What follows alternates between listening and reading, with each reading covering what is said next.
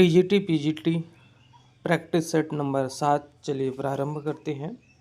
पहला प्रश्न है, हिंदी साहित्य का आलोचनात्मक इतिहास के लेखक हैं। सही उत्तर है राम कुमार वर्मा। दूसरा प्रश्न है, हिंदी में किसी भारतीय द्वारा लिखा गया पहला इतिहास है। यह कथन मिश्रबंध विनोद के संदर्भ में किसका है। सही उत्तर है डॉक्टर सुमन राजे। सिद्धों की भाषा को संध्या भाषा नाम किसने दिया। तो सही उत्तर है सी विकल्प मुनिदत्त तथा अद्वय वज्र ने। अपभ्रंश प्रभावित हिंदी रचना कौन सी है। 4 विकल्प दिए गए हैं। सही उत्तर है सी विकल्प भारतेश्वर बाहुबली रास। पृथ्वीराज रासों को सुख सुखी संवाद के रूप में मानने वाले आलोचक कौन है। तो सही उत्तर है हजारी प्रसाद द्विवेदी। 12 बरस लोकूक और जीवे अरु 13 लौ जिए सियार काव्य पंक्ति के रचनाकार कौन है। तो सही उत्तर है जगनिक। ज्ञानेश्वरी शाखा को संत साहित्य या संत काव्य परंपरा नाम किस साहित्यकार ने दिया। सही उत्तर है राम कुमार वर्मा ने। संत शब्द को शांत से व्युत्पन्न मानने वाले आलोचक कौन है। सही उत्तर है डॉक्टर पीताम्बर दत्त बड़थवाल। भक्ति काल को स्वर्ण युग सर्वप्रथम किसने कहा। तो सही उत्तर है ग्रियर्सन ने कहा। पद्मावत के रूपक की तुलना आधुनिक काल के किस रचना से की जा सकती है। सही उत्तर है कामायनी से। अगले प्रश्न पर आते हैं, अचिंत भेदाभेद किस संप्रदाय का दार्शनिक मत है। सही उत्तर है यह गौड़ी संप्रदाय का दार्शनिक मत है। सूरदास को जीवनोत्सव का कवि किसने कहा। तो सही उत्तर है बी विकल्प रामचंद्र शुक्ल ने। कंचन तन धन बरन बन रहो रंग मिली रंग जानी जात सुवास ही केसरी लाई अंग। यह पंक्ति किसकी है। तो यह पंक्ति है बिहारी दास की। रीत काल के किस आचार्य का नाम मणिमाल था। तो सही उत्तर है चिंतामणि का नाम मणिमाल था। घनानंद ग्रंथावली का संपादन किसने किया। तो सही उत्तर है विश्वनाथ प्रसाद मिश्र ने। आचार्य रामचंद्र शुक्ल ने उक्ति व चित्र और शब्द क्रीड़ा का प्रेमी किस कवि को कहा। तो ए विकल्प सही है केशवदास को। छायावाद को नवीन काल किस आलोचक ने नाम दिया। तो सही उत्तर है यहाँ पर डॉक्टर कृष्ण शंकर शुक्ल ने। उदासी संप्रदाय का प्रवर्तन किसने किया। तो उदासी संप्रदाय का प्रवर्तन श्री चंद्र ने किया। अजातशत्रु किस साहित्यकार को कहा जाता है। तो सही उत्तर है यहाँ पर भारतेंदु को अजातशत्रु कहा जाता है। भारतेंदु युग का साहित्य व्यापक स्तर पर गदर से प्रभावित है किस आलोचक का कथन है। तो सही उत्तर है रामविलास शर्मा का। भक्ति काल में गृहस्थ जीवन का कैसा सुंदर चित्रण सूरदास में मिलता है वैसा ही आधुनिक काल के किस कवि में मिलता है। वह कवि कौन है। तो सही उत्तर है मैथिली शरण गुप्त। किस छायावादी कवि ने संवाद शैली का सर्वाधिक प्रयोग किया है। तो सही उत्तर है जयशंकर प्रसाद ने। परिवर्तन नामक कविता सर्वप्रथम सुमित्रानंदन पंत के किस ग्रंथ में संकलित थी। तो सही उत्तर है पल्लव में संकलित थी। कौन छायावादी कवि संवेदनशील इंद्रिय बोध का कवि कहलाता है। तो सही उत्तर है सुमित्रानंदन पंत को कहा जाता है। मौर्य विजय किसकी रचना है। मौर्य विजय रचना सियाराम शरण गुप्त जी की है। वह मादकता ही क्या जिसमें बाकी रह जाए जग का भय काव्य पंक्ति किस कवि की है। यह पंक्ति है हरवंश राय बच्चन जी का। हम दीवानों की क्या हस्ती हैं आज यहाँ कल वहाँ चले। यह पंक्ति है भगवती चरण वर्मा जी की। भारत में प्रगतिशील साहित्य की आवश्यकता लेख किसका है। तो यह लेख है शिवदान सिंह चौहान का। अकाल और उसके बाद नामक कविता के रचनाकार कौन है? जिस कविता के रचनाकार हैं नागार्जुन। लाल झंडा मास को अभी दूर है प्रसिद्ध कविताएं किसकी है? तो ये कविताएं हैं शिवमंगल सिंह सुमन की। बावरा अहेरी अज्ञे रचित कृति में बावरा अहेरी किसका प्रतीक है? तो बावरा अहेरी यह सूर्य का प्रतीक है। चलिए अगले प्रश्न पर आते हैं। हिंदी और मराठी का हाइब्रिड किसे कहा जाता है? तो सही उत्तर है मुक्तिबोध को हिंदी और मराठी का हाइब्रिड कहा जाता है। नई कविता प्रगतिवादी यथार्थ के आघात से उत्पन्न छायावाद के स्वप्न के बाद की कविता है। यह कथन किसका है? तो यह कथन है जगदीश गुप्त का। अनुभव के आकाश में चांद काव्यकृति किसकी है? तो यह काव्यकृति है लीलाधर मंडलोई की। इस्पात में ढलती औरत किसने कहा? यह शशिकला राम ने कहा। कौन सा जिला ब्रजभाषा के क्षेत्र में नहीं आता? तो सही उत्तर है गाजियाबाद नहीं आता। फोर्ट विलियम कॉलेज की स्थापना किस वर्ष हुई थी? जिसकी स्थापना 1800 ईस्वी में हुई थी। पेनी रीडिंग क्लब की स्थापना किसने की? तो इसकी स्थापना भारतेंदु ने की थी। निम्नलिखित में से स्त्रीलिंग शब्द है, तो स्त्रीलिंग शब्द है ऋतु। हिंदी भाषा की बीटियों के आधार पर छत्तीसगढ़ी बोली है, यह बोली है पूर्वी हिंदी। सुलोचना निबंध संकलन है किसका है? तो ये सुलोचना निबंध संग्रह है भारतेंदु हरिश्चंद्र का। दलित साहित्य दलितों का ही हो सकता है क्योंकि उन्होंने जो नरकी उपेक्षापूर्ण जीवन जिया है वह कल्पना की चीज़ नहीं है। यह कथन किसका है? यह कथन है मोहनदास नमिश राय का।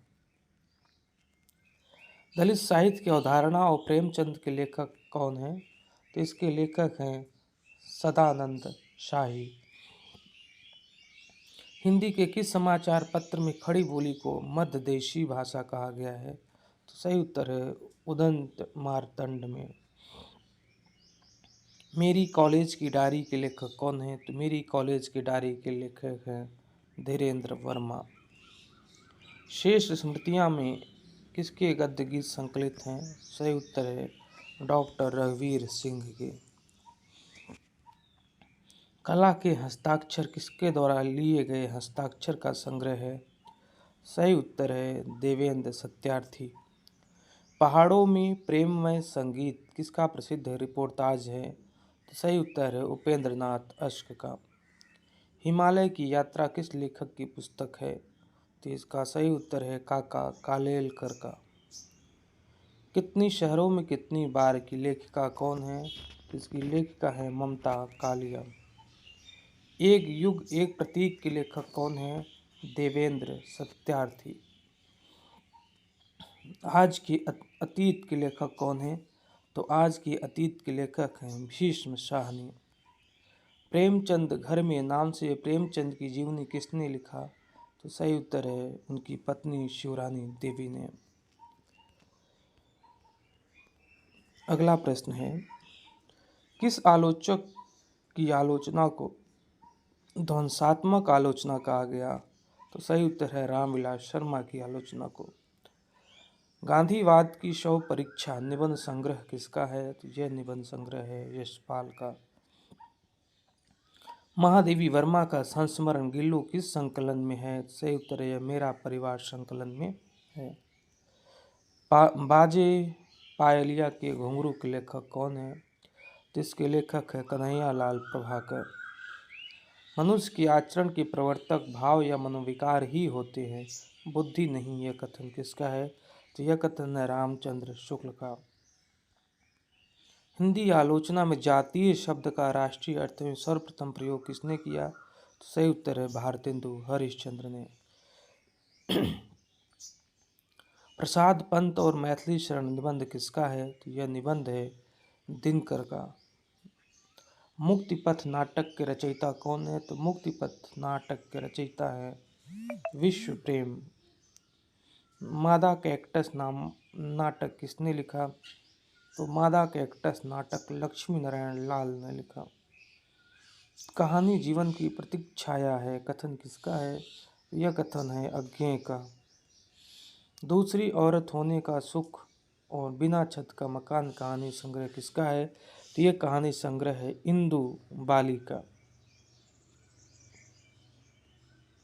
चलिए आगे देखते हैं।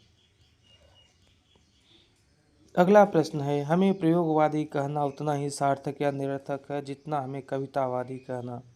यह कथन किसका है? तो यह कथन है अज्ञेय का। भारतेंदु ने जिस प्रकार हिंदी गद्य की भाषा का परिष्कार किया, उसी प्रकार काव्य की ब्रजभाषा का भी। यह कथन किसका है? यह कथन है रामविलास शर्मा का। जगत जगायो जिन सकल सो हरि जान्यो नाहि, ज्यों आँखिन सब देखिए आँख न देखी जाए। पंक्ति में अलंकार है, यहाँ पे उदाहरण अलंकार है। चलिए अगले प्रश्न में आते हैं। कविता तो कवि की आत्मा का आलोक है, उसके हृदय का रस है, जो बाहर की वस्तु का आलंबन लेकर फूट पड़ती है। यह कथन किसका है? तो यह कथन है रामधारी सिंह दिनकर का। गगन होता नहीं मई होती, होते चंद नहीं सूर, ऐसा अंधकार में रचा मोहम्मद नूर। पंक्ति जायसे की किस काव्य कृति का है? तो सही उत्तर है यह आखिरी कलाम से लिया गया है। आचार्य शुक्ल ने किस आलोचक के ग्रंथों को एक मोहल्ले की बात दूसरे मोहल्ले तक पहुंचाने वाला कहा है? सही उत्तर है महावीर प्रसाद द्विवेदी ने।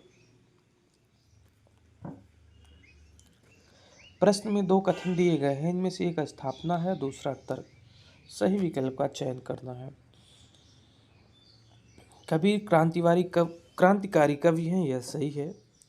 वीर और ओज उनकी कविता के मुख्य स्वर हैं, यह गलत है। तो अविकल्प सही है और तर्क जो है गलत है। चलिए अगले प्रश्न पर आते हैं। यहाँ भी स्थापना है और तर्क है। तो स्थापना है संस्कृत के विकास के लिए मानसिक स्वतंत्रता अनिवार्य है। तो यह जो स्थापना है यह सही है। तर्क देख लेते हैं। क्योंकि आदर्शवादी उनकी दृष्टि में लोक सामान्य तत्व भूमि पर पहुंच जाता है, यह दोनों सही है। अघोष वर्ण कौन सा है? चार विकल्पों में तो प जो है यहाँ पे अघोष वर्ण है। सघोष वर्ण कौन सा है? तो जो है यहाँ पे सघोष वर्ण है। पहले और दूसरे वर्ण जो होते हैं अघोष होते हैं, तीसरे चौथे और पांचवें सघोष वर्ण के अंतर्गत आते हैं। आचार्य वामन ने काव्य हेतु के स्थान पर किस शब्द का व्यवहार किया है? तो आचार्य वामन ने काव्य हेतु के स्थान पर काव्यांग का प्रयोग किया है। शुद्ध वर्तनी यहाँ पूछा गया है तो कौन सा है? तो सही है ए विकल्प दिग्भ्रांत जो है यहाँ पर शुद्ध वर्तनी के रूप में लिखा गया है। अगले प्रश्न में भी शुद्ध वर्तनी पूछा गया है, तो यहाँ पर जितने भी दिए गए हैं विकल्प सभी के वर्तनी सही हैं। भाषा और लिपि का संबंध है, तो भाषा और लिपि का संबंध एक दूसरे के पूरक के रूप में है। निम्नलिखित में से कौन सा वर्ण उच्चारण की दृष्टि से दंत नहीं है? तो ट नहीं है, ट मूर्धन्य के अंतर्गत आता है, बाकी त द न तीनों है। तालव्य व्यंजन कौन सा है? तो तालव्य व्यंजन जो है च छ ज झ, ये तालव्य व्यंजन है। इनको स्पर्श संघर्षी व्यंजन भी कहा जाता है। चलिए अगले प्रश्न पर आते हैं। परमानंद में समास है, तो परमानंद में कर्मधारय समास है। जिस समास में प्रथम पद संख्यावाची तथा अंतिम पद संज्ञा हो वह कहलाता है, वह द्विगु समास कहलाता है। साहित्यिक में प्रत्यय कौन सा है? तो साहित्यिक में इक प्रत्यय है। घंटी में प्रत्यय कौन सा है? तो इसमें ई प्रत्यय है। निस्तारण में उपसर्ग कौन सा है? तो निस्तारण में निस उपसर्ग लगा हुआ है। मुद्री का तत्सम रूप क्या होगा? तो इसका तत्सम रूप होगा मुद्रिका। निम्नलिखित में से एक तद्भव शब्द नहीं है, चार विकल्प दिए गए हैं। तो खर पर जो है ये तद्भव रूप नहीं है, बाकी सभी तद्भव है। अगले प्रश्न में है कौन सा शब्द देशज नहीं है? तो पुष्कर देशज नहीं है, बाकी डिबरी पगड़ी डोर ये सब देशज है। पुष्कर जो है तत्सम शब्द है। आग का पर्यायवाची शब्द नहीं है, तो आग का पर्यायवाची शब्द व्योम नहीं है, बाकी अनल पावक कृशान है। निम्नलिखित में से एक विष्णु का पर्यायवाची शब्द नहीं है, तो कौन सा नहीं है? तो कमलासन नहीं है, बाकी कमलाकांत, कमलेश, कमलापति तीनों है। तद्भव शब्द है यहाँ पे, तो मुँह जो है ये तद्भव शब्द है। तिमिर शब्द का विलोम क्या है? तो इसका विलोम है आलोक।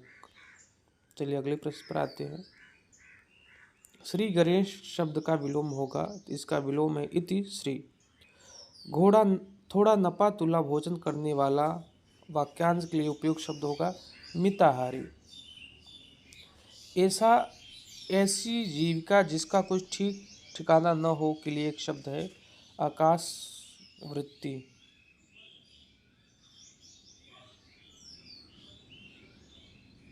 द्विज के अनेकार्थी शब्दों में से निम्नलिखित में से कौन सा एक शब्द नहीं है? तो विधेय नहीं आता, बाकी ब्राह्मण, पक्षी, दांत तीनों द्विज के अनेकार्थी हैं। पगड़ी रख घी चख लोकोक्त क्या अर्थ है? तो यहाँ पे सी विकल्प सही है, निर्लज्ज होकर कुछ पाना। न 3 में न 13 में मुहावरे का अर्थ है किसी काम का न होना। निम्नलिखित में से कौन सा शब्द पुल्लिंग है? सही उत्तर है कपट जो है शब्द यहाँ पर पुल्लिंग है। व्यक्तिवाचक संज्ञा कैसा है? तो व्यक्तिवाचक संज्ञा यहाँ पर यमुना जो है यह व्यक्तिवाचक संज्ञा है, बाकी तीनों जो हैं वो जातिवाचक संज्ञा के अंतर्गत आ जाएंगे। मेरा निवास इलाहाबाद बैंक के ठीक सामने है, इस वाक्य में कौन सा विशेषण है? इसमें स्थानवाचक विशेषण है। रमेश की पुस्तक बहुत पुरानी है, इस वाक्य में पुस्तक शब्द है, पुस्तक शब्द यहाँ पे विशेष्य है। चलिए अगले प्रश्न पर आते हैं। निम्नलिखित में से कौन सा शब्द सदा बहुवचन में प्रयोग होता है? तो प्राण यहाँ पर सदा बहुवचन में प्रयोग होता है। प्रीतम छवि नैनन बसी, पर छवि कहा समाए, भरी सराय रहीम लकी, पथिक आयु फिर जाए। पंक्ति में कौन सा छंद है? तो यहाँ पे दोहा छंद का प्रयोग किया गया। नगण भगण तगर रगण क्रम में होने पर कौन सा छंद प्रयुक्त होता है? सही उत्तर है द्रुत विलंबित छंद का प्रयोग होता है। लाग रहे नैनन सो, नार की झरी ओ उठे, चित्त में चमक सो चमक अपला की है। पंक्ति में अलंकार है, यहाँ पे यमक अलंकार है। हिंदी शब्दकोश में शब्द का सही क्रम क्या है? तो जितने भी दिए गए हैं कोई भी सही क्रम में नहीं है, गलत है तीनों, तो डी विकल्प सही होगा। जिन व्यंजनों का निर्माण समान व्यंजनों के संयोग से होता है उन्हें द्वित व्यंजन कहते हैं। इनमें से कौन द्वित व्यंजन नहीं है? तो सही विकल्प डी है, ये द्वित व्यंजन नहीं है बल्कि ये संयुक्त व्यंजन के अंतर्गत आएंगे, बाकी तीनों में द्वित व्यंजन है। हिंदी वर्णमाला में कुल कितनी अयोगवाह हैं? तो 2 होते हैं, अंग और अह। कौन से शब्द में र व्यंजन नहीं है? तो मातृभूमि में र व्यंजन नहीं है, बाकी तीनों में र व्यंजन का प्रयोग हुआ है। नमः स्वस्ति स्वाहा स्वधा के योग में कौन सी विभक्ति होती है? तो ऐसे में यहाँ पे चतुर्थी विभक्ति का प्रयोग किया जाता है। उज्ज्वल नीलमणि किसकी रचना है? तो यह रचना है रूप गोस्वामी की। वीर रस का स्थायी भाव है, तो वीर रस का स्थायी भाव उत्साह होता है। राम घर गया, इनमें उसने माँ को देखा का संयुक्त वाक्य बनेगा राम घर गया और उसने माँ को देखा। साहित्य दर्पण ग्रंथ के रचनाकार हैं या ग्रंथकार हैं, तो इसके ग्रंथकार हैं आचार्य विश्वनाथ।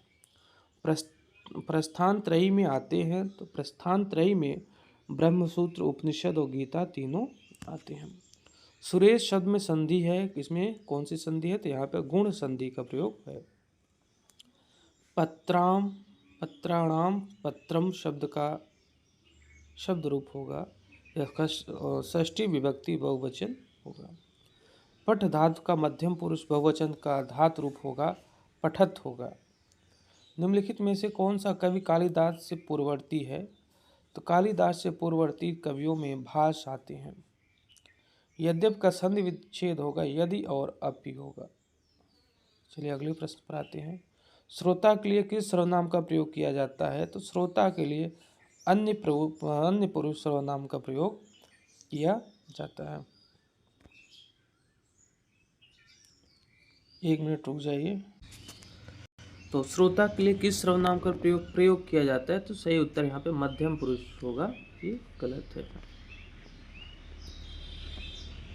कौन सा शब्द तुर्की भाषा का नहीं है? तो तुर्की भाषा का शब्द चेचक नहीं है, बाकी तीनों तुर्की भाषा के शब्द हैं। चलिए अगले प्रश्न पर आते हैं। हिंदी आलोचना से संबंधित पहली पुस्तक कौन सी है? तो इससे संबंधित पहली पुस्तक है हिंदी कालिदास की आलोचना। अगला प्रश्न है, अंतिम है। सच है वीरता जब भागती है तब उसके पैरों से राजनीतिक छल छंद की धूल उड़ाती है। यह कथन प्रसाद के किस नाटक से है? तो सही उत्तर है ध्रुव स्वामिनी से तो है। तो ये टीजीटी पीजीटी हिंदी के 125 महत्वपूर्ण अभ्यास के लिए दिए गए हैं। आपके लिए धन्यवाद।